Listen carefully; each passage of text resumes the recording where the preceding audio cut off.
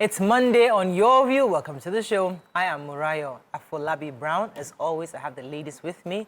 Hello, Alaja Nima Akashat. How you doing? How was your weekend? I'm fine. My weekend was a bit stressful, so I used the movie She Must Be Obeyed to Distress. How was it? It was funny, right? No, it was not just funny. It had a good, strong message. Because me, I've just been on media for almost 10 years in February. But I don't know so much about the different business areas of it. That movie opened my eyes to plenty things, the possibility, the social media, back and forth, the negatives, everything that could possibly happen. So it was a very, very powerful one. And I loved Waji. You know, when she was here, she was asking, I was like, I have not watched the movie, but my apologies, Waji, I should have watched the movie before the interview. Yes, it was really nice. Really interesting. Nice. I'm looking to interview V too, because her role too was huge. Good. Oh, it was Aka. Aka, what I've been saying. Aka, the I watched it too. I need to go watch that movie because you need to watch it. You need to. How you doing, Tope? How you doing? I'm very good. Had an eventful weekend. So Saturday I had a speaking engagement at a real estate sales class. Such positive energy environment. Got to learn from a few people. Then I went for Lions meeting. And it was, my husband is a Lions Club member, and they were doing this new president. It was really fun. Everybody was like, oh, we're looking forward to seeing you. Oh, you mean that Lion Mark is your husband? I'm like, it was interesting. Lion Mark is your husband. I said, okay, Lion Mark is my husband. And there's so much positives that they're trying to push for. Every month they're doing a project that is adding value to the environment. The Lion is like Rotary, right? Yes, like yes. Okay, cool, And nice. It was fun to be in that space where Nigerians are tasking themselves to contribute financially in this, what we call financially hard times, to positively impact other people. I think it's a really good thing. How are you doing? I better join them. I like to be the lioness. Yes, so The lion is my favorite animal. Oh, it's been a working week. Yes, so weekend, no rest. I stood on my feet for over 24 hours working. I'm not joking. I'm not joking. But next day, I had shut down, you know, so I needed to rest. But it's going well. And that's not all that's happening. I'm getting ready for the Lagos State International Trade Fair. That's happening first week in November. And I'm also going to be opening my physical space. Yay! November 18th. Yeah, so I'm doing everything. Is just you alone. My sister. Like me alone, no. This year we must finish this year. Yeah, we have to finish here. We have to finish strong. So I'm grateful to God for all the love and the support, and the fact that I've not had time to celebrate my anniversary. Yeah, but we're pushing it. We're pushing it. How many years you don't do now? 15 years. Hey, darling. God of Jesus, don't try. I know be your mate. I know you don't be my mate. 15 years, don't be 15 years, don't be beans. Fantastic, well done. How you doing? I'm doing well. I have to say thanks to the First Lady of Ogun State. I was invited for some speaking engagement for International Day of the Girl Child. Thank you so much last weekend. And then Bodex invited me also to speak at our event on social media. It was really interesting conversations concerning all the pros and cons of social media. And obviously, many of you know I was already at Coastal. I mean, just a lot of activities this past weekend. I had family around. They finally left on Friday. I could breathe. You had a busy weekend. And yes, and weekend, and they left. I mean, but weekend also, so many activities here and there. But hopefully this week will go a bit slower. I'll get some real work done because the whole of last week I was just up and down everywhere. But this week I'm going to calm down and get things done. Okay, let's go on a quick break. When we return, we'll look at the front pages of the papers. Stay with us. We'll be right back.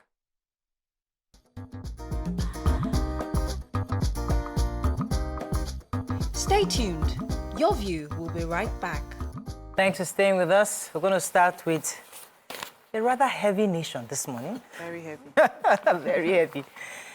Edom, Tinubu's homegrown plan, good to revive economy. State owe pensioners 1 trillion naira. Appeal court voids Senate minority leader's victory. Supreme Court justice dropped to 10. Paris-bound businessman excretes 93 wraps of heroin. Fake Nadeco plots anti-Tinubu campaign. Lagos halts illegal land reclamation in Ikoyi and Lekki. Why we can't return to sites, says federal government road contractors. Okay, which story are we starting with? How the Lagos stops illegal land reclamation in Ikoyi. Okay. So the Lagos State has issued a stop-work order on some illegal land reclamation and dredging on the Lagos Island by some developers. According to the Commissioner for Waterfront Infrastructure Development, Ekudayo Alebioshu, he said they led a familiarization and inspection tour of project sites, lamented the illegal land reclamation happening on some government-approved islands. He named the islands. I did not know those islands in Lagos, and I used to claim I know Lagos well. Gracefield, Pocket Islands in the Chevron area of Lekki. And he says that those illegal parts of waterways along the Ikoyi-Lekki shoreline that are happening right now, especially on the Osborne, Foreshore 1 and Foreshore 2, and Parkview, Banana Island, King Smart City, Lekki Foreshore, that presently there's illegal reclamation of parts of the waterways. He said that they are not, and they are breaching this government's setback policy. So he said the Gracefield Island is managed by a company called Gravitas, and they also have one at the Pocket Island nearby. That these places are now they have one at the bridge point, that it is illegal land reclamation that is happening.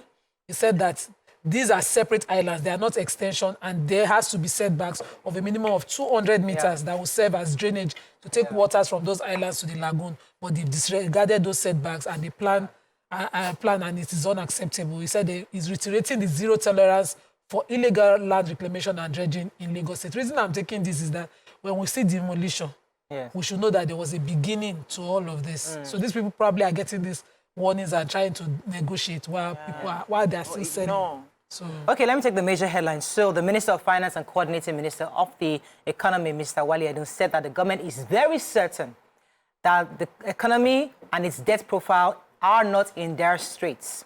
According to him, he believes that the president's economic homegrown plan and is not dictated by external influence.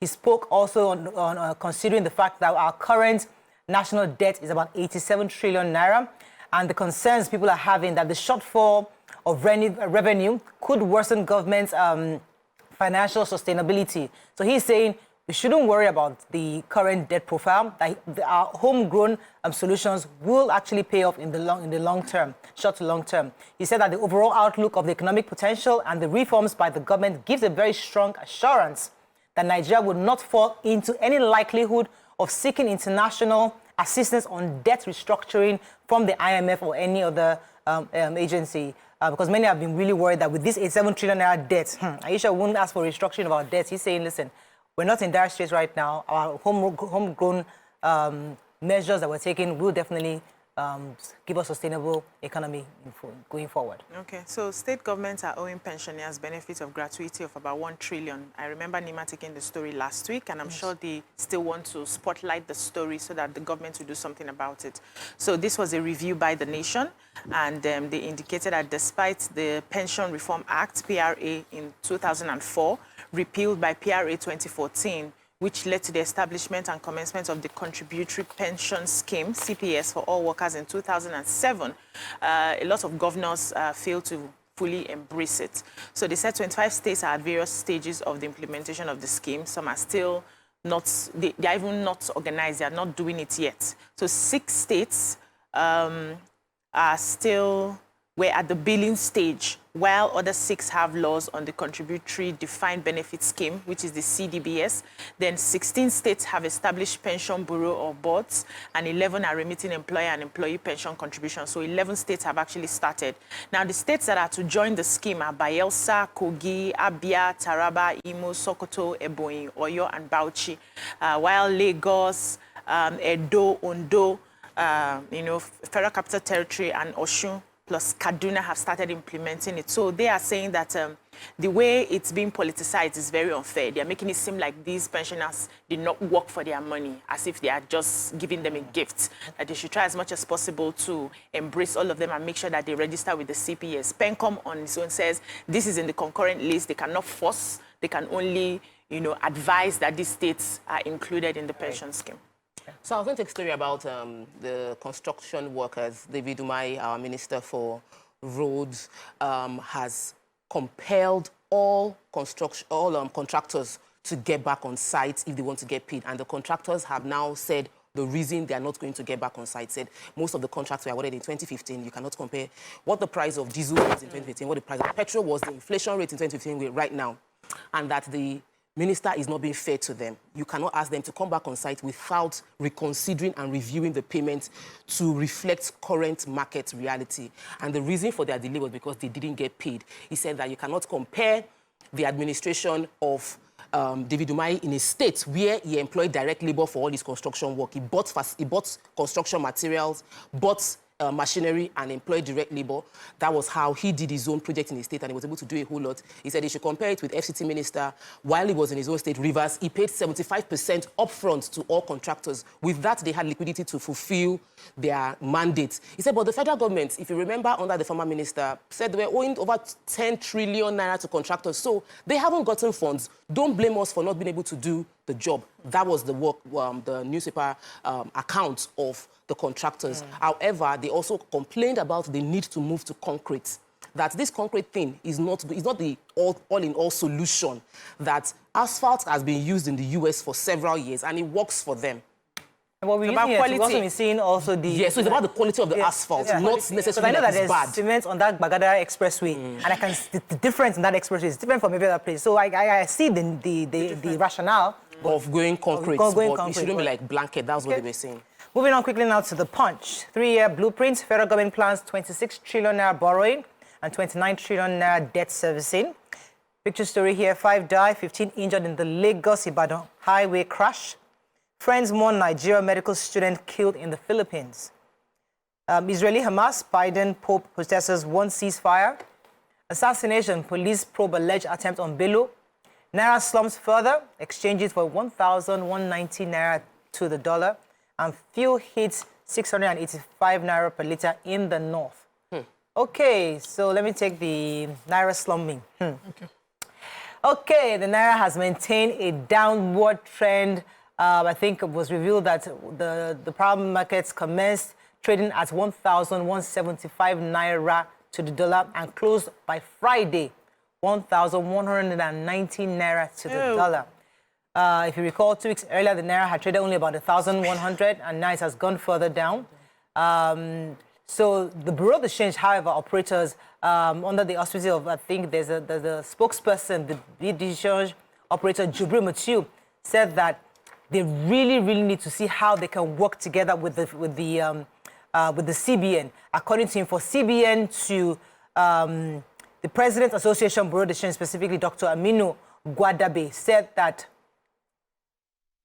Trying to get his comments here. He said that the challenges confronting the nation's forex market and depreciation of the naira required cooperation from all. So they are requesting that the CBN involves the Bureau d'Echange members in the formulation of the policy concerning our exchange rate. It says that they were licensed to play at the retail end of the forex market and should be fully involved in the providing lasting solutions to the ongoing volatility of the exchange rate. So they're asking for involvement as the CBN goes forward in this. Let's see how much time we have left. Let's go on a quick break. When we come back, we continue with our reviews. Stay with us. We'll be right back.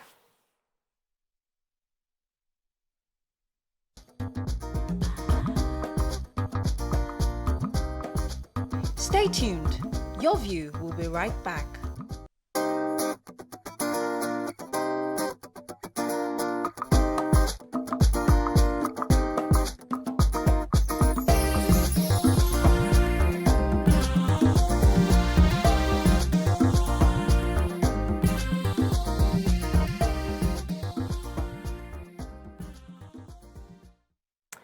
Thanks for staying with us. We're still reviewing Punch. So I have the human interest in the Punch. Very heartbreaking story. So yesterday, the trend started where Nigerians in the Philippines started posting pictures of a friend and his body, and they started tagging the necessary agencies in Nigeria, saying that their friend was ganged, killed. So he, according to this person, his Instagram name is Michael Lojola.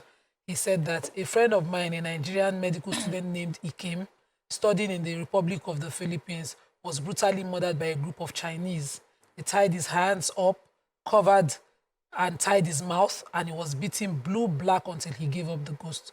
This should never be allowed to get swept under the carpet regardless of the relationship between the Philippines and China. This is so inhumane and barbaric. I can't even think straight at the moment because of the horrific videos I'm getting right now from the hospital. And a lot of Nigerians jumped under it, claiming to know the young man. He was a medical student in the Philippines, and this happened. And they're asking NITCOM and the Nigerian embassies to do something about this. I'm hoping that I know for sure by the end of today, NITCOM would have released a statement on what will be done. What exactly happened? I mean, a lot of these things happen in different countries. You know, even you go to, I mean, we hear of Nigerians, they're not being targeted, but just like maybe black people across the world are being targeted for one thing or the other. And it's really sad in this situation that this medical students... It's also very important to the countries that are hosting to have a very strong deterrent law. It can't be, you know, the other day it was in Dubai where a Nigerian was pushed off a building. And this boy turned out to be the son of a media personality here. He was killed. Till today, we don't know whether, you know, that matter has found justice. All right, and let's have strong laws. You just don't have it for other people. But it must be seen to be for everybody. It's important. Is there a law in their country? We have another human interest story. This was an accident. Said about 5 persons died in an auto crash that occurred in the Kara bus stop, a section of Lagos-Ibadan Expressway yesterday. Said 15 others reportedly sustained varying degrees of injury, and they are currently receiving treatment at an undisclosed hospital. So the accident occurred at the outward Lagos lane of the highway, which involved a truck, a CRV, SUV, and an interstate commercial bus. They still do not know the cause of the accident at the time of this report, but you know, they said LASMA officials were on ground, emergency responders as well, like the Federal Road Safety Corps, were already handling the situation, and they had taken the people who survived to the hospital to recuperate. So we don't know whether it's you know, overspeeding or tire busting or nothing. No report yet on that. Sad story. We're still following the Israeli-Hamas conflict. The Pope Francis, as well as the United States President Joe Biden, had a phone call conversation. It was over 20 minutes talking about how the decisions around bringing peace to the Israeli-Hamas conflict and other wars. This is following the fact that there was a protest at the UN office by people saying they should release the hostages, that a release should be carried out for the hostages, and the Israeli army is still planning to now move into ground assault in Gaza after 1,400 people were killed in the attack on Israel. However, we must acknowledge the fact that there's been several bombing within Gaza. The Anglican hospital was bombed. The Greek Orthodox Church was also bombed in Gaza, and the conflict on both sides is leading to loss of lives. The T-shirts that people wore for the protest was carrying "Never Again" is now "Innocent lives are not negotiable." Children aren't bargaining chips, and they're asking for the release of hostages. Okay. Moving on now to Vanguard. Anxiety as Tinubu Atiku Obi APM resume battle at the Supreme Court. 57.6 billion naira for 360 SUVs. Serap drags federal government to court. High cost of borrowing. FG targets domestic markets to fund 905 trillion naira budget deficit. FG reopens terminal bridge after repairs. Reports of attempt on my life falls. Plateau appeal court sacks Senate minority leader. And so which story are we taking in Vanguard? The Socio-Economic Rights and Accountability Project, SERAP, asked the federal government or Federal High Court in Lagos to stop the House of Representatives from procuring and taking delivery of 57.6 billion naira 360 sports utility vehicles, SUVs, for its members, pending the hearing and determination of the applications for injunction, which was filed by the organization. So they said the application for interim and interlocutory injunction followed reports that the lawmakers are set to procure and take delivery of 57.6 billion naira SUVs. And according to the report, they said the SUVs will cost taxpayers at least 160 million naira for one of the vehicles. And so they have filed, and they wrote a letter dated October 21, and they are urging the president to put pressure on the leadership of the Senate and stop members from taking delivery of the planned procurement of the bulletproof SUVs pending the hearing and determination. So they are waiting on the courts. I think that's been paid for already.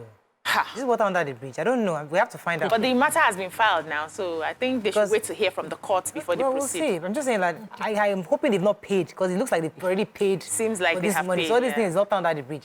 Okay, let me talk.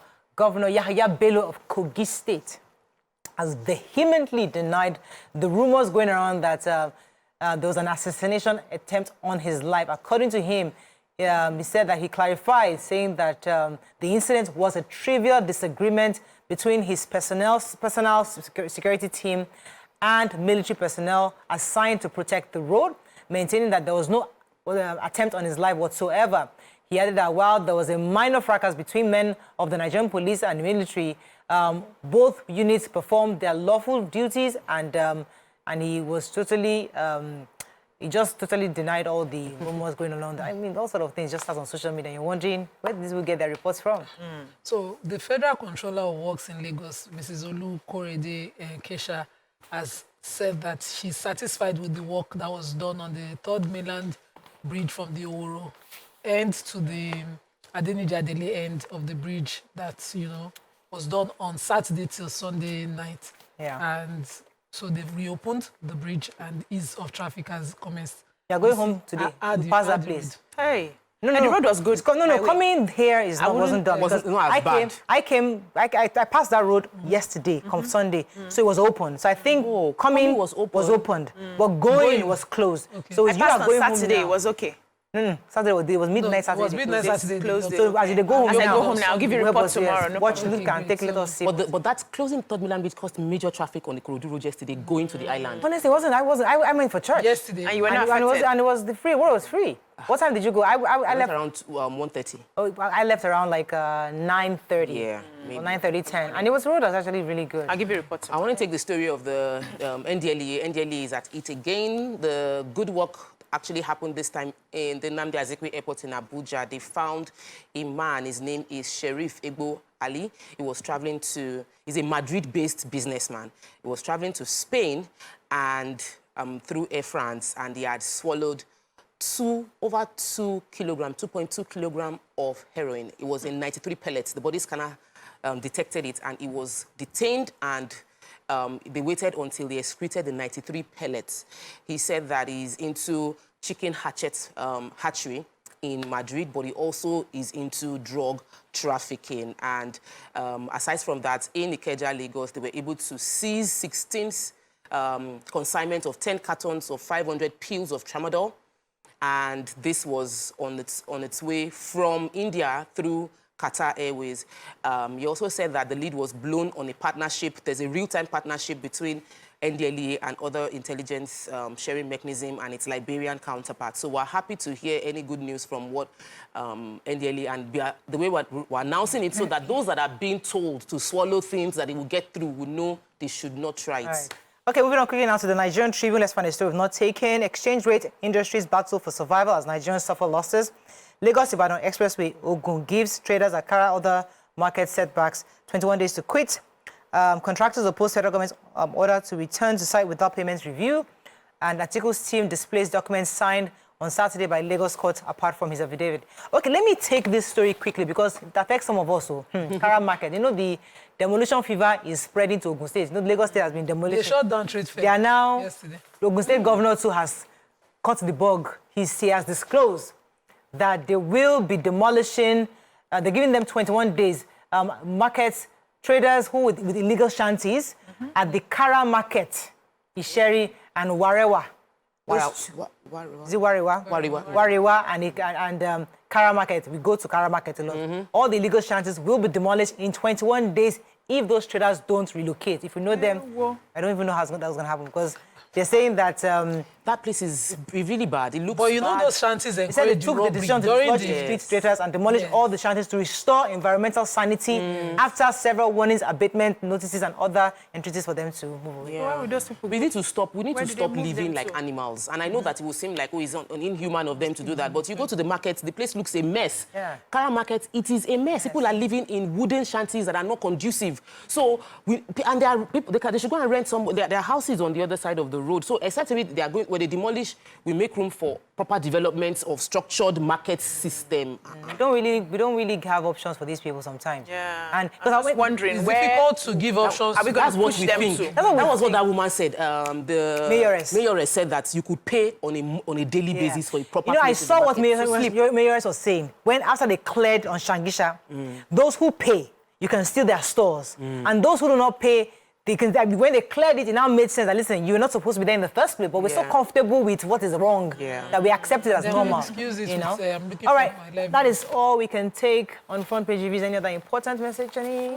And the point was very interesting today. It was. The points, go ahead. Like, go ahead. Just take one major story. I have the story of the woman caught selling babies. So yes, she point, said she was a single mother of 2 boys, and a lover that she was engaged with stole her babies. And so she went into the business of stealing babies. She was caught, and she was arraigned in court, in the magistrate court somewhere in the east. So the evil that happened Yes, to her, another she story, did it was a student who flogged a junior student, punished. Were flogged by like 2 teachers, injured all over her body. By the time she went home to report, the mother followed her to school. The teachers beat the mommy. They flogged the mother. So the mother said, we're going to court. Let us go to break. And we come back about our hot topic of today. Stay with us, we'll be right back.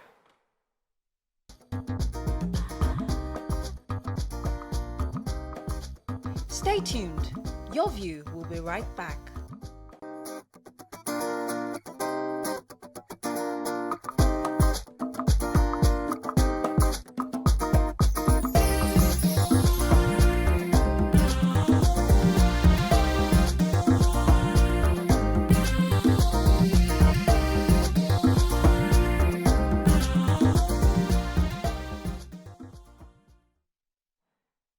Thanks for staying with us. So, a viral video about a young girl who took to her social media to express her sadness and loneliness after moving to Canada, where she was seen weeping profusely while expressing the loneliness she felt.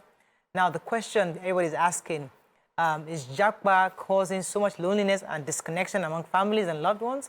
What are your own thoughts? Because this video was quite disheartening to see how frustrated she was. You can call us, especially those of you that are really jackpot. How are you managing connecting with family? How are you missing the cordial relationships you had in Nigeria? Or how are you maintaining living abroad without all the connections you had here? You can call us on 08127053687, 09139076948. You can also tweet to us at TVC Connect. Please hashtag YourViewTVC so we can read your tweets. For those of you who are also aspiring to Japa, is this the time for us to have a conversation so that you understand the reality of the situation when you eventually move on to a new country? I'm not going to start with Nima. Let me start with Tope because let me come to Tope. Tope, what are your thoughts on this issue of loneliness when you Japa? So the truth is, loneliness is the new normal. Loneliness is where the world is gravitating to. Loneliness is going to be more of a problem both within Nigeria, is already a problem in the diaspora. So for Nigerians that still have a little sense of communality, or because you've been here all your life, you have friends that will check on you, you must cherish it because you would miss it a whole lot more when you relocate. Now, for those in diaspora, it is more shocking. They are experiencing culture shock. They're experiencing change that no matter how excited you are, you're meeting bills. I remember watching a video that TJB Face did, and one guy was saying that the bills in America is three weeks. It's not end of the month. Like, the bills hit you. Then the bills hit you in such a way that you realize what you're paying every month is what you were spending on a yearly basis, and you have to work harder. Everybody is busy, and there is a major shock, financial shock, environmental shock, and you're trying to figure yourself out. So I think it was good she cried. I think it was good she released that emotion. I did not like the response they were giving her because they're making it look like she was not, she should be grateful she had the opportunity. Some people were insulting her. It's a normal emotion. I was talking to somebody just this morning. The person too is in Nigeria and is lonely. Lonely, like I don't have friends in Nigeria. So the world is going to the place where everybody is so focused on me getting better, making more money, growing myself, that we are not taking care of one another. Do we need communality? Yes. Does that mean diaspora is not good? No. people will japa whether you say you are lonely or not. They'll say, I'd rather be depressed in America and in Canada than be depressed in Nigeria. There is depression everywhere. Let me depress the depression there. So I'm of the opinion that let's prepare ourselves for the reality on ground and let's be intentional about building relationships. Okay. I think it's just a phase, right? When you move into a new environment, you would need time to adjust to the realities of the place. I remember all the way from Alagbado to Lekki, it took me some adjusting to do because in Alagbado, I had mother-in-law on this side, I had mommy on the other side, Ogba. I had, you know, so anytime I needed something, there were people at my beck and call. There was a community that would help me. They would look, in fact, my neighbors would look after my children when I come to work. They were like, we heard your kids playing drum. They were doing service today. We just knew you were not around. You had gone to work. So we had to make sure we're watching your gates to be sure people are not going in and out and all of that. I had that. But when I moved to Lekki, it was till today, I don't know my neighbors.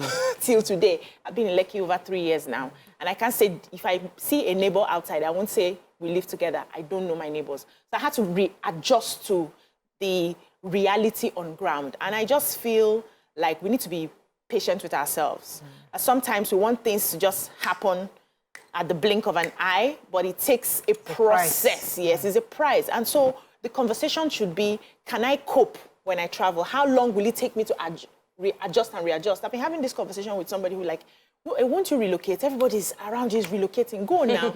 I'm like, me, I don't think I can survive there. I'm a people's person. My house is constantly full, from one friend to the other, from one family member to the other. You can't come to my house and it's just me and my kids. I'm always hosting people. Now, if I travel and I won't be able to host people, I may not even have the people that want to come away. Exactly, that want to come around me. Can I survive? What sort of jobs am I open to? Do I want to work for somebody again? I've left that for a long time, you know. We must have those real conversations. But as a young person, she's a young person. In a few months' time, she will look back at this cry and she's like, oh, okay, I was just being, you know, emotional at the time. Now, let me come to you. What are your own thoughts? And the reason why I didn't want to start with you, because I just felt that I wanted to hear from their own view. But what are your own view when you saw, what was your own view when you saw that video? There's a lot of agree, don't agree. And I think it's about the person that you are. So if I was there, even if my neighbor's house was several kilometers down, they will know me. I will know them, the way I'm wired. Because my best friend, we grew up the same exposures. She's Christian and Muslim. She moved to the UK, and every Salah, she would just say, Salah is so terrible because there's no ram. And I said, that place no feel bad like so. You no feel bad, you no feel bad. And then one year, suddenly, she just sent me pictures. Salah ram in my house. Our neighbor is an Indian Pakistani couple and husband and wife. And they too, they've been looking at her that all these people, you don't know if they offer them salaram, whether they will eat it. So that day, she just decided, let her wear salad day. We had this abaya we bought for my sister's wedding before she left the country. And she wore it on salad day. And she says, happy Salah, that was it. Ram showed up. Yet till this year, she has not called me on salad day, pay alpha. So it's the kind of person that you are really. If they don't reach out to you, take your time to reach out. You don't know whether they are just shy. You know, moving to new neighborhoods, people will be looking at you. And the way I adjusted where I live, I don't care about the language you speak. I don't care about where you are from. Thank God the kind of background I also have. Good morning. If you have new baby in your house, trust me, I'll visit you. Also, it also depends on your status, because if you're there on good status, you can try to reach. You have that confidence and boldness. But some people, a lot of them don't go on. Maybe they overstay. Not even complete. So they are very scared of going to go and greet Mr. Neighbor because you don't know who's going to call police. Because some police will come back. So you're not illegal here. You know, Nigeria can be jabbering anyhow. So your family members will just be auntie. Stay put in your house. You won't go and start looking for what is not looking for you. That kind of. So people, the reality, the factors are different. You know, No, but what Nima said is so true, because who you are is extremely important. If you are a friendly person, you would naturally gravitate and exude that energy. I was speaking on Saturday, and I spoke extensively about your vibration, the energy you carry, and how it would automatically attract people like you, because you are emitting that. But many people are scared, and your terror would drive people away from you, and your worries would drive people away from you. So it's important that when we are going into that new territory, you find yourself living in diaspora, you are all alone, you are scared about what reality might be. Take the time to think deep within yourself, list your values that you have, and putting that in your consciousness, you would know that even if I'm not documented, I am valuable to my neighbors. You know, I am going to add value to everywhere I go to, and I will not be scared that I might be hurt or somebody might rat me out to the police or anything, and I'll make friends easily. But if you don't see your value and you're looking at yourself like, I am all alone here, you would continue to think that way, and you would not see anybody that will be willing to help you out of that situation. Let me take Tunde from Magodo. Thanks for calling, Tunde. Good morning. Welcome to the show. Thank you. I think it's important that we mention here that when you go abroad, you need to connect to the Nigerian community. Exactly. If you don't connect to them, you will be lonely.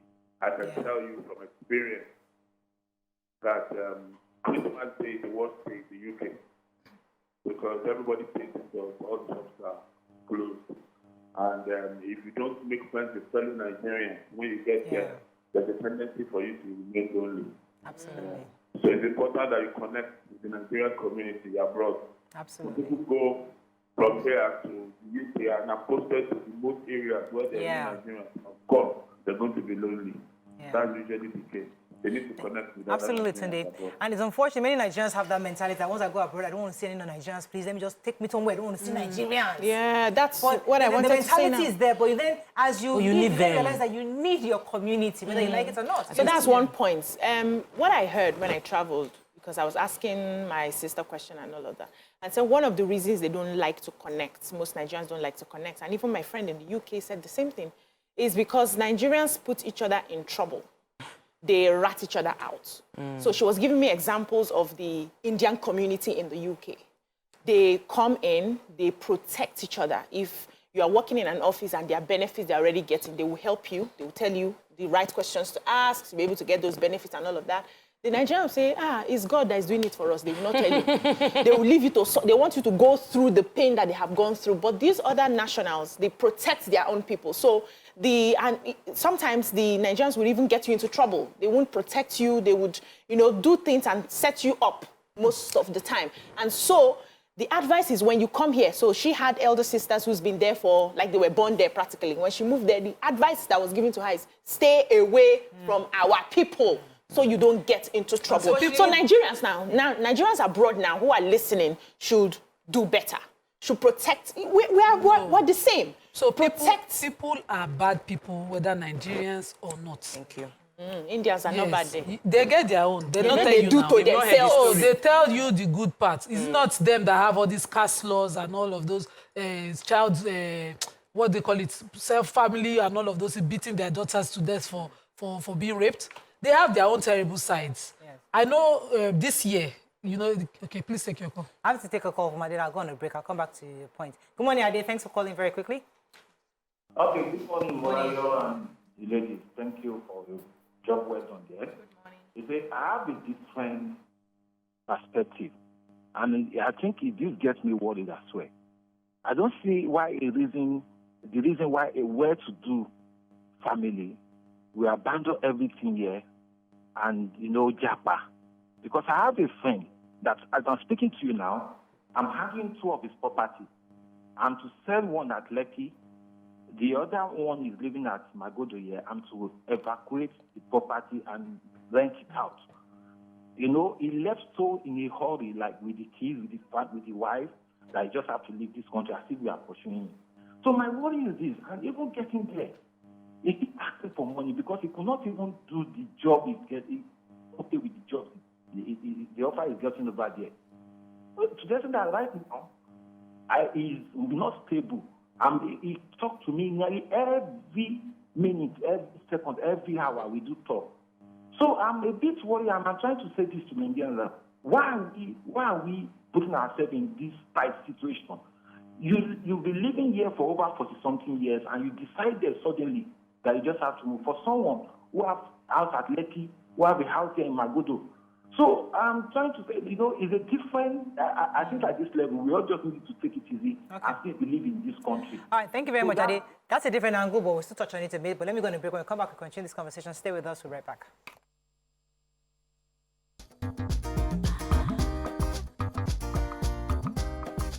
Stay tuned. Your View will be right back.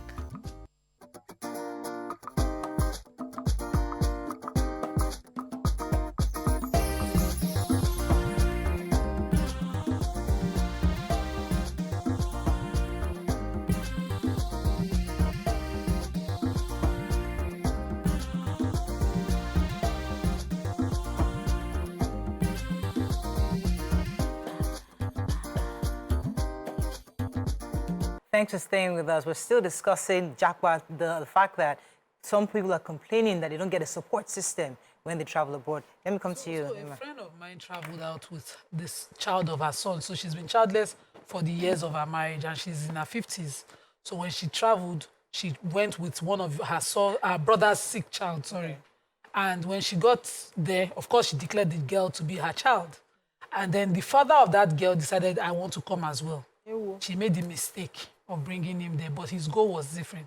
So she has built a good network with Nigerians abroad, and they protect her, even though her documents were not fully complete. The Nigerians there have always housed her, protected her, and the brother just came. The moment he came, he went through all those Nigerians destroying her image. Till he poisoned the girl. Something happened and she smacked the girl. They reported her so that they can get her out. Because he told her he wants to go to Canada and not the US. And so she did not do as much to get her there. But the Nigerians, when they heard the story, the Nigerian community she has built, went around again and did something amazing for her to get her to stay. They fought for her to stay. And so wherever you see people, this is our own family member that told her, but other Nigerians, bad people, I know of a story also of a young man who went abroad, actually went for vacation. I think I've shared the story before. But he went for holidays and he was going to come back. I think a few days to their travel, their daughter or their son went ill, something happened, and then they found some kind of disease, brain disease that couldn't be cured by any. I mean, it was a very, very rare condition. They had to bring in a doctor from a different place to fly in to help that child. Eventually, it was the Nigerian community that supported with finances to pay hospital bills. Eventually, they got a doctor who was able to not just heal, help them even to file for papers, just because this child cannot take her back to Nigeria because we need to constantly be check on this child. Health. So that whole process helped them to get a stay in the US. So the point is that there's some Nigerian communities that can be good for you, others can be bad for you. But the most important thing is that reach out, which I think what we're seeing so far. I wanted to say that, I mentioned earlier that be a person of value, put your value on the table. A lot of times, the people that complain most also harbor the same thing that you are complaining about in other people. Bad things happen to good people, but in most cases, good things happen to good people. So if you find your value and you step into that place, I know someone that relocated to Canada this year, their family, 3 boys, husband and wife, and when they got in there, it was stressful to even get a place to rent. They were staying in hotel. But when they went to church, I always advise people, find the church, Redeem. I'm not a Redeem member, but Redeem Church is everywhere. You just enter the community and say, is there a Redeem Church here? And they will help you. They got him a chair, they got him more beds because they had just one mattress. They donated. No, I'm not saying they sold. They donated because they understood. And the family found out that they did that for several other families because they knew what it was like to come. And they understand where it was coming from. So they were able to rally around and support. And he also knows that when another person comes in, I would also donate. Let me take Glory and I'll come to you, BC. Glory from Abuja, thanks for calling. Hello, good morning. Good morning. Yes, I'm a first-time caller. Welcome to the show, Glory. Thank you very much. I lived in the Netherlands for like 6 years, and I have to say, if you're Black and you're abroad, you have to go to a church. You have to go to church. You have to just find your people. Not everyone is good. Humans are not good. Well, so if you go to, I went to Redeem, and I saw people that helped. So, I don't know who said that. I heard someone say that if you go to a Redeemed church, they will help you. Yes, because Nigerians know what happens when you come to a new place, especially if you go abroad. You think you're coming to a land of milk and honey. Not everything is milk and honey. They will help you. They will try their best to help you. You just have to find the right people and be around the good people. And also, environment helps, and it also diminishes some people as well. If you're in a hostile country, you will be hostile as well. It doesn't matter if you're Black or white. So, yeah, that's what I have to say. Maybe that's happening in the Philippines, or where was that? The Philippines. The story you told. Yes.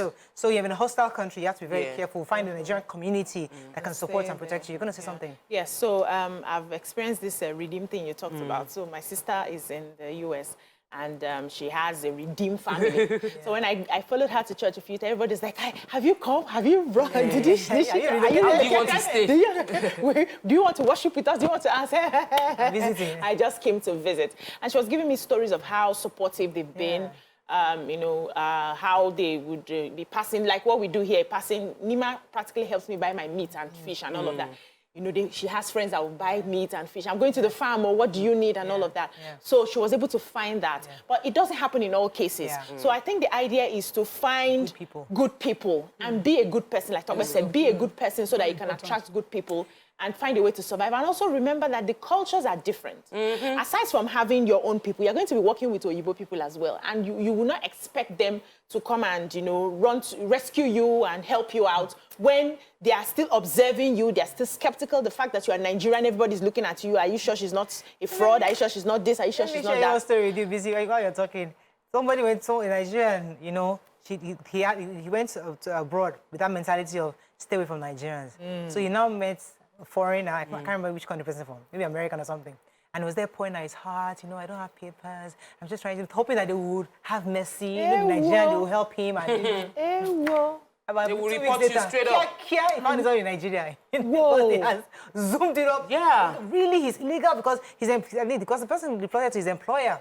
Now, do you realize that you've hired an illegal? Yeah, and there are complications for the person. Yes, the person let him go. And before you know it, bada bing, bada bang, he found in Nigeria. Just from talking. So, the wrong person. The wrong person. So you just have to be careful. But the point a caller made earlier, I like us to touch on it, the fact that people who are well to do here, they have houses, they're doing well. They live. And they still feel that need to Japa. It's a major, we discussed it before, but I think it's worth revisiting because more of our friends in our own circle, that affected me. And a lot of, and there was one I spoke to.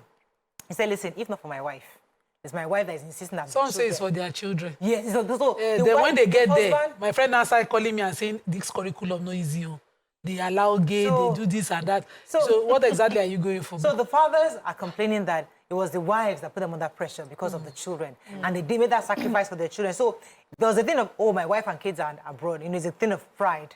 But now they realize that it's really difficult to sustain it, especially because of the way the dollar is going. You have to send money home. You have to send money.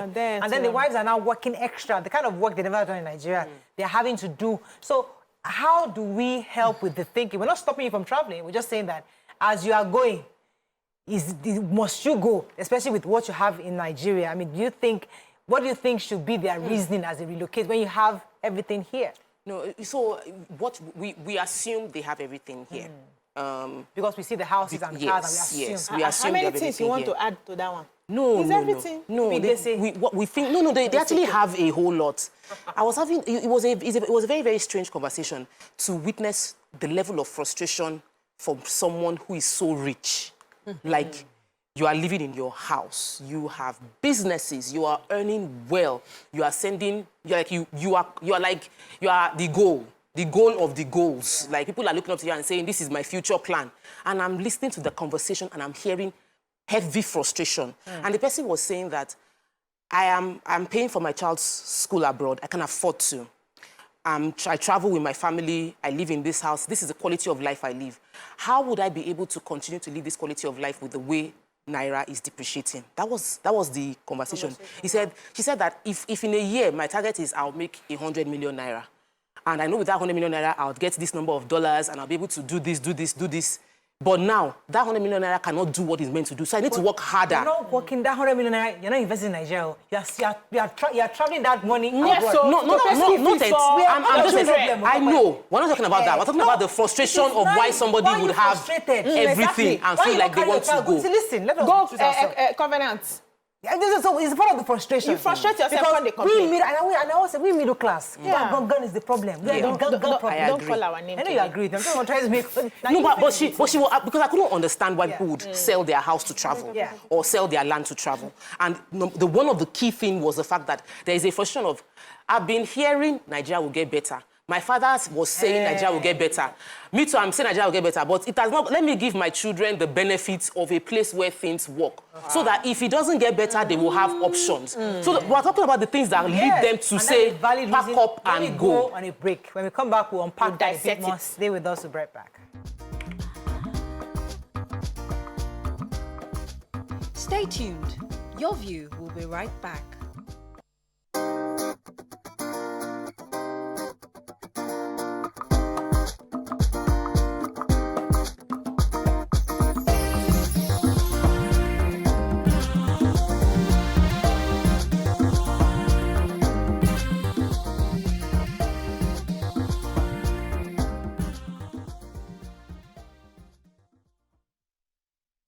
Thanks for staying with us. So before the break, we're talking about how frustrated people are. Really, in fairness, truly frustrated, no matter how successful they look in Nigeria. And people have various reasons. As we said earlier, some for their children, some they feel like they want something more sustainable for the future. They want to have a global appeal or reach for their products and services. But let me come to you, Nima, your thoughts on this, the fact that people who are well-to-do here seem to be also interested in japaing. People have lost dignity, as far as I'm concerned, in their persons. When you look at, where God has put you and say this place is bad, and then you see people go in the desert and make it work. You say, even in families, you say you can't stay with your brother, you can't stay with your sister until you leave. It comes at a price. And so when you are doing lonely video, you know that, you are paying the price of your comfort and your living alone. Yeah. I don't understand it. This year, now, the person that always gives me fuel in scarcity, you have left. It's the entire family. So you know that when somebody that can control filling station leave, there's problem. Why are we all rushing to, to these places? Because of what exactly? Why are we not thinking? Every place, critical thinking, problem solving is how they got to where they are. If you look at you and say, no, this problem is beyond solution, let me go. That's how all of us have left this country where it is.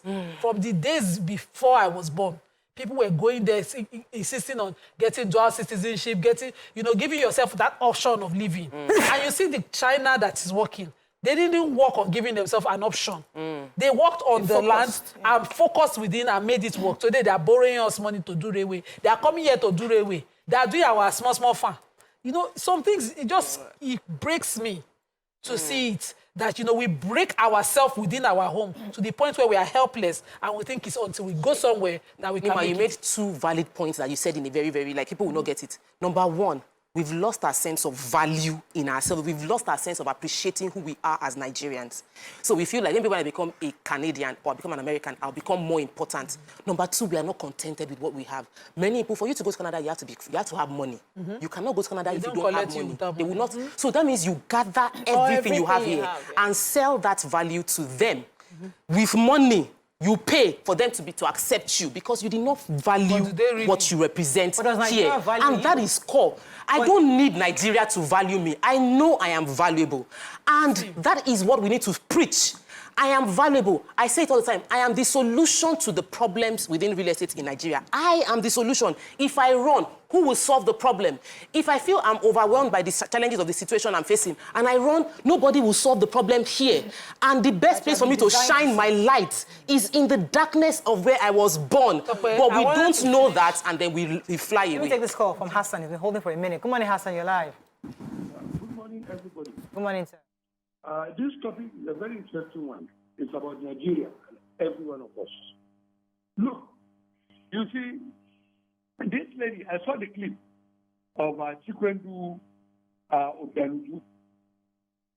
You see, we are living in two different settings. Our setting is communal. Over there, people are living to themselves. So the possibility of you seeing the difference there is there. Secondly, we are not contented people in this country, and we are not grateful for what God gave us. I knew of people, managers of banks, working in good places, Japa. On what reason? For what reason? You understand? People are starting to be like them. These are our future leaders. They are leaving the country. I knew the ministers in this country, once they're in this southern part of the country, you will see them here as a minister, their families are abroad. Why? They are part of the problems of the country. They are now exempting their families, taking their families abroad to a safe haven. Why? We are suffering here. Look, the issue is this. Go to the money market in Nigeria. go to the capital market in Nigeria. Who are the investors? The same people that run abroad are the people bringing money here, because the country is where you will get a better dividend, better returns on your investment. We are very, very deceptive, mischievous, and unpatriotic. Good morning. Thank you very much. So I've always believed that we're put in a place where we are to function the most. Being born in Nigeria and living in Nigeria is not a mistake. You were put here to be a solution. And I see, like what Hassan just mentioned, a lot of people, a lot of other nationals coming into our country because there are opportunities here. Any country that has the most problems actually has the most opportunities. We are running away. Other people are seeing the opportunities and they're coming here. Now, unfortunately, the government that would help us sort of, segue into the opportunities, give us, make it easy for us to harness the opportunities and not doing their part. We understand that.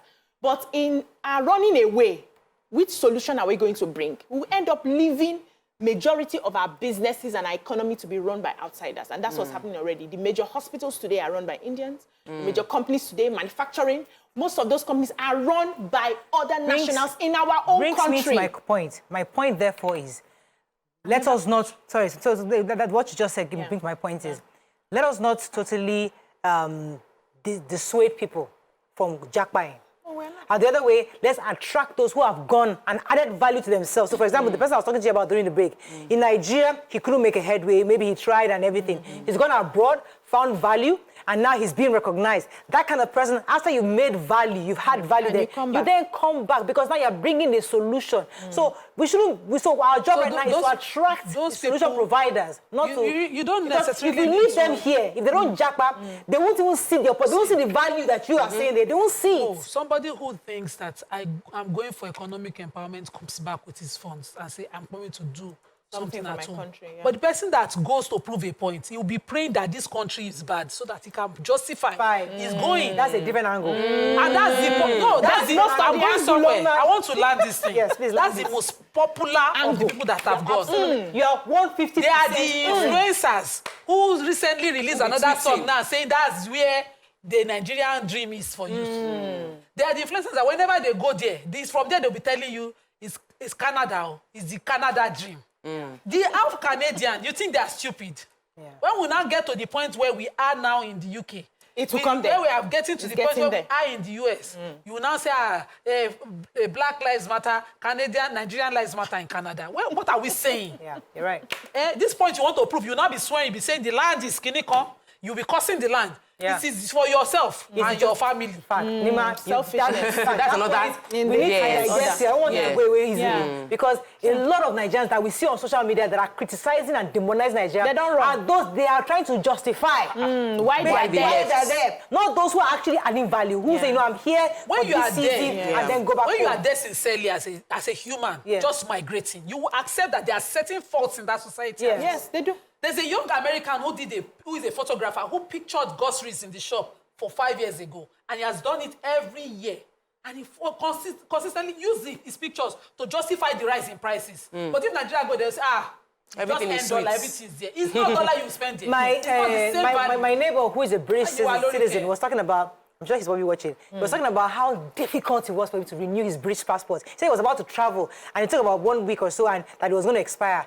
And he now had to start calling people and see what you can do to get an application. It takes about 2 months wait. I said, really, for your mouth? Because if it was a Nigerian that was complaining about getting the renewal at the time, because he was just yesterday was telling me, I mentioned his name on television, so I mentioned it. He said, you have to wait 2 months to get that appointment, for him to get that renewal, as a British citizen, that one will not go on social media. Is it because he's in Nigeria? He's in Nigeria. It doesn't go on social media because they don't have time for social media the way we have time here. You are working back to back. I went on vacation. I did not see my sister. She's working back to back. So which time does she have to go on social media and be posting the price of this as shit? We have time here, and that's why I say, if you know what you're doing here, God will bless the work of your hands. But you need to find that value. You need to find what you're giving. You need to own your own space here. I travel, and I don't like the lifestyle there. I don't. I just come in, flex my naira, and I jet out. But if you ask me to stay in that system, I don't like it. I can't do the kind of work they do. I can't stand for the kind of hours that they stand. I like to be in control of my own space, running my own thing gradually. And that's what I want. And you know, the conversation of, how about your children's school? Hello, I schooled in Nigeria. I schooled here. My husband schooled here. We have the best of the education here. You just need to focus on what you want and your priorities and make it work. The education cannot be suited for US. The education we get in the US is suited for the US. We agree to disagree. We have to solve problems here. We have to wrap up. We agree Let to me just say disagree. this. Quickly, So this Anambra woman died in the US. Yes. It's on Linda Ikeji blog now. And for a week, nobody knew it.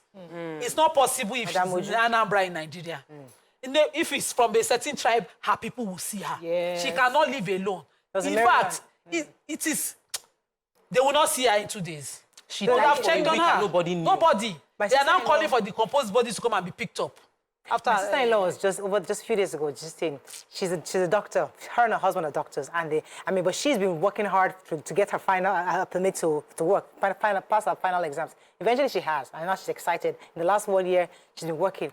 But she'll say that, Mariel, I'm working, like, I want to be flanking like you and Brown. Honestly. Like, honestly, I'm tired. Like, after all the studying, and even the money is coming, and we're thinking, okay, What next? we want something exciting. So it's two ways. You have to give some, you have to lose some. Whatever choices you make, you have to stand by. But I think the most important thing is that don't be lonely. Find a Nigerian community abroad, and find good people who you can work with. And then loneliness can happen in Nigeria and even abroad. But find people, and you also must exude goodness to attract goodness. Let's go on a break. When we come back, on to the next segment. Stay with us. We'll be right back.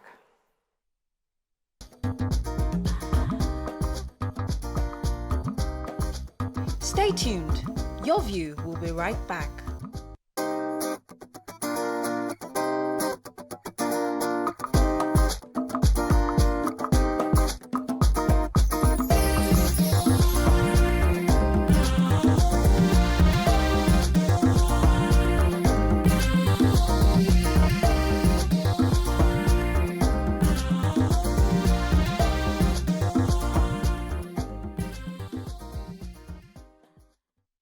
Thanks for staying with us. Joining us from our Abuja studio is the Director General of the National Information Technology Development Agency, NITDA, Kashifu Abdullahi, to explain with us this federal government's plan for young digital innovators in the immediate term. Welcome with us. Good morning, sir. We have Mr. Kashifu Abdullahi. We are with you, Mr. Kashifu Abdullahi. Thank you for joining us. So, one of the reasons why we really wanted to have this conversation is we've been hearing about the digital economy. And we know that that's the new world. Everybody's going digital. But what does that mean for your administration to infuse digital economy to help young people get employed and engaged as we move forward? Okay, thank you for having me. Firstly, digital economy is the fastest growing economy in the world. According to Statista, in 2018, digital economy contributed 13.5 trillion to the global GDP.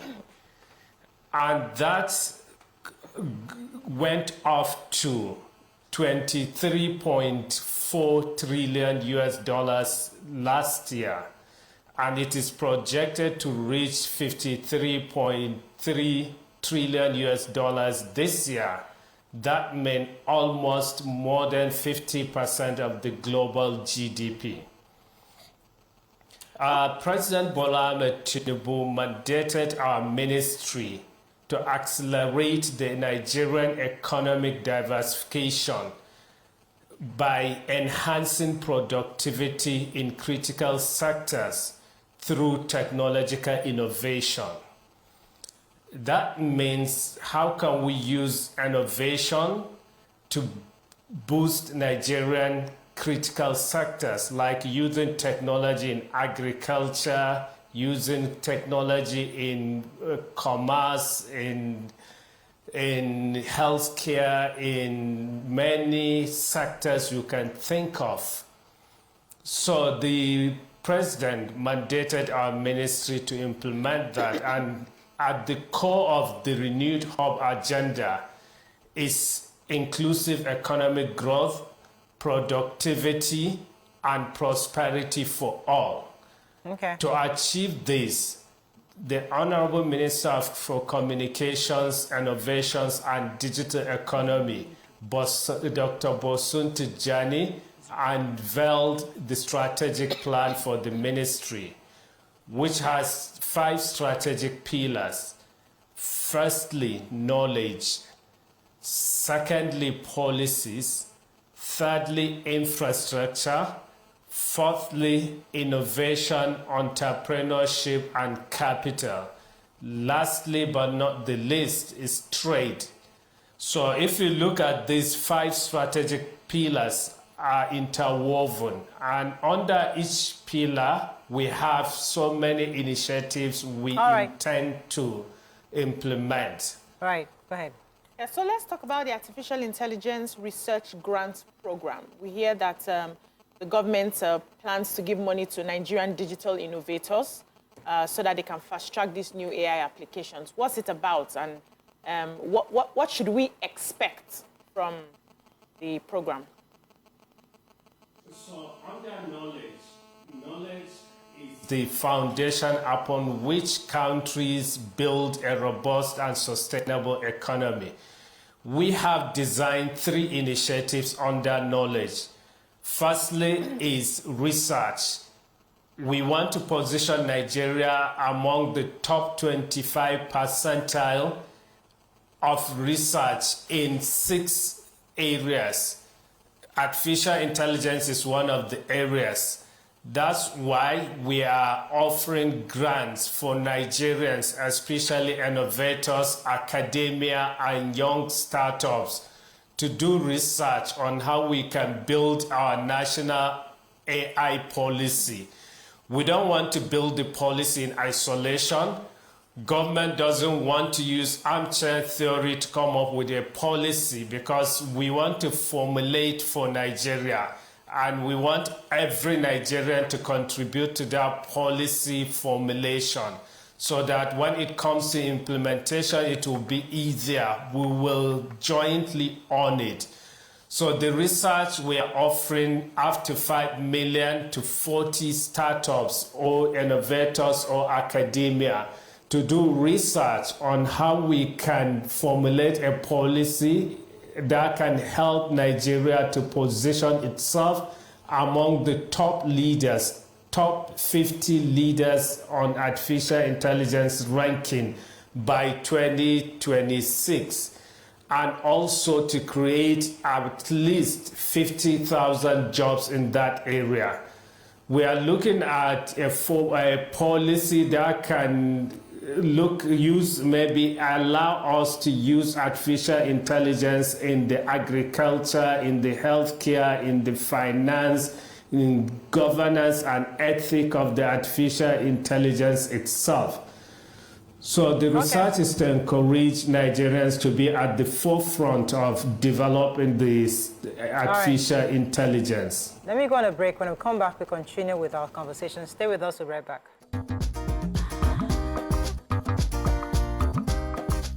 Stay tuned. Your View will be right back.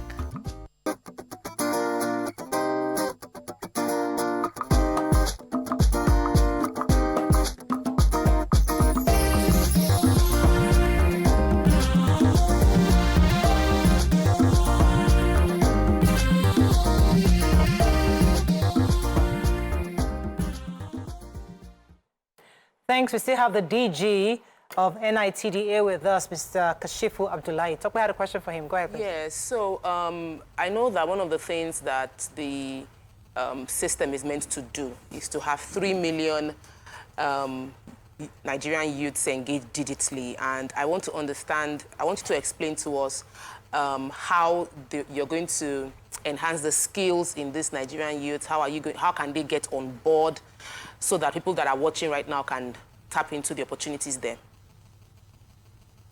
So the second initiative under knowledge is tech talent. We have launched the 3 Million Tech Talent Program, and the program is designed to position Nigeria as the global talent net exporter. There is a research by Conferry that by 2030 there would be 85 million talent deficit globally, which will result to $8.5 trillion unrealized annual value. So we believe Nigeria can position itself to bridge this global talent gap. Also, according to PwC research, the Nigerian brain export, the optimal path to developing Nigerian economy. The report says that there is about 4 million coding vacancies globally, and Nigeria can conveniently train and place 1.5 to 2 million Nigerians to work remotely and fill these global gaps. So we designed the program through a participatory process. We conducted 2 workshops with the ecosystem players to understand what is the needs in the Nigerian market. And also we have conducted a research on skills gap within Nigeria and globally. And we had identified 12 skills in demand globally. And based on that, we launched the initiative to create an ecosystem. The initiative called for application for fellows, any Nigerian that want to develop skills in these 12 areas and ready to work within Nigeria or to work with an international organization, preferably to live in Nigeria and work remotely. Then secondly, we've called for expression for interest for partners, organizations that want to partner with us to achieve this ambitious target. We are looking for development partners, big tech, civil society organizations, subnationals like state governments, local governments to be part of it. Okay. Then we also called for training providers to also be part of it because we are going to train in the 36 states. We need trainers in all states so that they will be part of it. Then we have the placement organizations that will place the participants on jobs either locally or internationally. So the idea is not just to train people, but to place them on jobs after training. All right, let me get a few more questions if I go ahead. Okay, sir. So tell us about the Nigerian Digital Conference coming up. So 21st October has been designated as the Digital Nigeria Day. And we celebrate the week to celebrate our success in the digital economy and also bring tech experts, industry leaders, innovators, academia, and investors to network, connect, and engage in discussion on how we can shape the future of the Nigerian digital economy. So the first day, that's tomorrow, is going to focus more on emerging technologies. How can we use artificial intelligence, blockchain, robotics, and many more to create prosperity for all? And the second day, it will focus more on consumer technology and creative economy. How can we understand our consumers' need? Because technology or the platform business is mostly about the products and services and your number of users. And your product or services is as good as the number of users it have, and also the people that make it. So looking at that, we want Nigerians to discuss on how we can create made in Nigeria products that will serve our society and our needs. And also we will explore the creativity economy. Because if you look at creativity in general, it's powered by technology. And Nigeria also, we have proven globally that we are talented when it comes to creativity in the area of music, in the area of film, and many more. And how can we use technology to empower our citizens to do more on that? And the last day will focus more on GovTech. The government wants to digitize government services. We are looking at how we can build our public digital infrastructure, having the Nigerian stack where we can allow innovators to innovate and build different government digital services for our citizens. All right. So it will focus more on that and challenge our startups to come up with solutions. Okay, and lastly, there is going to be an award night where we will recognize people that have excelled in the digital economy. All right. I mean, this all sounds really nice and good. But see, when Nigerians think AI, digital economy, they're thinking, we have so many problems that we're not even sure AI is the next thing now in our thinking right now. Is it too far-fetched? Is it something that we can focus rather on something that is more pressing for Nigerians? But I've heard you say having this conference to discuss all the various solutions. But I think what I would say going forward is that when it comes to things like digital economy, how we can simplify governance, how we can simplify the creative economy, agriculture, all the various things you said we can use technology for, we really like to get some kind of energy, some excitement, because right now, I don't know if how excited you guys are, because I would have loved to hear more of the solutions. I don't want to believe it's the conference that will provide the solutions, but I'd like to hear some ideas your ministry already has just to provide. For example, I'd like to hear a software to make billing easier in the hospitals, or some kind of software you plan to do for education. I'd like to get some insights into what you're already thinking, where you are heading. So even those who show up at the conference are also hearing from government what their plans are, not just to share their own views. I mean, if you want to say a few things about what I just said. Okay, firstly, I want us to look at it. We have a mindset that always we think we should have development before innovation, but it doesn't work that way. Always innovation comes before development, because innovation is the critical driver for any economic development. For example, in early 2000, when GSM or mobile technology came to Africa, people were saying, who will afford to have a mobile phone in Africa where people are struggling to have 3 square meals? But today, that technology has become enabler for almost all sectors. Because if you look at the financial or banking sector, it's empowered by technology, especially the mobile technology. And it has revolutionized so many things in Africa. So looking at that, we have started implementing so many initiatives in the agriculture sector. We have an initiative we call NAFSA, the National Adopted Village for Smart Agriculture. The idea is, how can we make an agriculture a fancy business for our youths to be part of it? And also, how can we use technology to improve productivity in the agri sector? We have started in collaboration with some universities, 4 universities, on working with their agri research center to do research and also engaging the local community to use technology to improve their agri-produce. All right. All right, we wish you all the best then. Thank you so much, Mr. Abdullahi, for joining us this morning. That's all we can take on this segment. When we come back, we'll complete the end of the show. Stay with us, we'll be right back.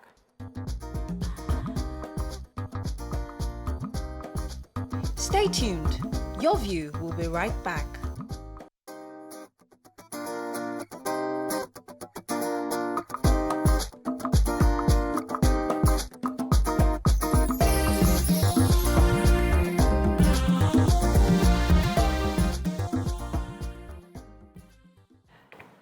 Thanks for staying with us. So we're just going to take a few comments on our previous topic so that we can end up the show. I responding and says that people would keep ignoring and castigating the girl in the video. God forbid she takes her own life. Sometimes is she being over dramatic? Yes, maybe, but there's a lesson to learn from the whole message. And he says that's it. But Professor Imonika Enachena, this one is definitely my people. He says, I agree that most of us are economic migrants. I left when things weren't bad at all. It's not easy anywhere in the world. In the UK or US, that I have lived for over 2 decades, prices of goods are increasing as well. My kids speak Benin language and they can speak Esako a little bit. They confidently tell you their state and town in Nigeria, and 80% of the food they eat is Nigerian food. Sickness or poverty does not recognize boundaries. It's stateless and its effect is equanimously or proportionately the same. There are so many contemporaries of mine that are doing far better than myself, but they call every day and want to move abroad. They are deaf to the common sense and caution. And he says, I agree that most of us, okay, you just repeated it, yes. Yetunde says, people are lonely in Nigeria too. Hunger is worse than loneliness. Many Nigerians are hungry. Somebody says, I think responding to another person, they don't want to see Nigeria progress or succeed. Bola Daramola says, there are also beggars in America, Europe and other countries. And Snam says, all Nigerian billionaires are in Nigeria except 2. Most of the Nigerian immigrants are average to below average immigrants. Moses Ade says, those bashing Nigeria online have already failed in their lives. Don't take them serious. Olasheun says, I'm in Nigeria, on the streets where you're talking about. Nigeria is hungry. Come, let me show you the streets. Maybe you're talking about junkies, and junkies serve, they eat. Okay, any other comments? Mount Rushmore, even though I earn dollars, it saddens me still that Nigeria is depreciating. Japa people are happy about it and mocking. Very selfish of them. That's the painful part. So you want to go. It's okay to migrate, but don't cost your own place for Mina says, or because you're there. There are many poor people abroad too. Tons of homeless people, loads of people who cannot afford college, millions of people owing student loans and having to pay through their teeth. The first time I went to New York, on the road, they would just come and meet you. Hey, yo, can I get some? Can I get some? I was looking, I say, so they have people like this here. He said, of course. We're seeing them, they have their, what they call those sleeping bags that they have on the roads. And I'm like, wow. So it's not as, then I went into the hotel room and the television house, they have like panel of people discussing, we're bashing the government. They did not do this, they did not. I say, see Mariah. So this happens here too. So it's everywhere. Life is life. It's everywhere. We just need to work with what we have and make the best of what we can. If truly your intention for migrating is for your family, let it be for your family. Stop cursing here. Stop saying no. Stop saying you can never make it here. Because there are Nigerians who have migrated and are doing very well. They are focused on what they've gone there to do. They are creating a community of their own, and they are helping their kids, and they're even retaining our culture. They are the ones that are exported, making our culture, our music global, because they have done the right thing. But if you go, don't go and start cursing. It's a personal gain that you do, that you get. So if you go there, you're able to focus. Like the distractions of, our son want to marry next month, our child are born. All the kind of things that you get. You're able to focus on yourself, your family. They buy a Shwebi there too. But the benefit as well that you get from staying here when you are the one in need, you don't get it there. You don't get so it. the pros and cons. Yes, and that's life. When you mature, you get to a certain point in life. You just need a shelter, basic food. You just need the basics. Then you now see that the wahala go and come. I don't want to make it a mockery, but a young lady that I know of went when she was about 36. She broke off her relationship. She said, pata pata, by the time I'm 38. By the time she was 38, no relationship. It was in Canada. By the time she was 42, she decided to move to the UK, hoping to get a relationship. And she's just opening up to us about the movement. I'm tired. There's no boyfriend in Canada? No companion. The money I am making, she's in tech. She's made the money. The money plenty, too much. But no, there's no money. Even our Nigerians abroad, God, they're coming to Nigeria to come and find correct person. Even there was my brother was please, who can you come up with me? Because they feel like they are here, So listen, there are pros and cons. Let me let you find out words. I want to say one thing my mentor, Dr. Emmanuel, says a lizard in Nigeria will be a lizard when you travel. A crocodile in Nigeria can be a crocodile. Many people are lizards here and they're hoping they'll come and sort of be a crocodile there. So we have a lot of average living even abroad, but That is not, I'm not castigating them. I'm just saying that at the end of the day, Nigeria holds opportunity. There is darkness here, come and shine your light. You are designed to solve a problem. Find the problem here you can solve. And even if you choose to go there, be good where you go to. Solve a problem there and stand out and be an ambassador for Nigeria that we will be proud of, the government there will be proud of. Okay, I think we can end on that. Thank you so much, ladies. That's all we can take on today's show. Hope you learned a few things as we have. Have a great day. We'll see you tomorrow. Bye for now.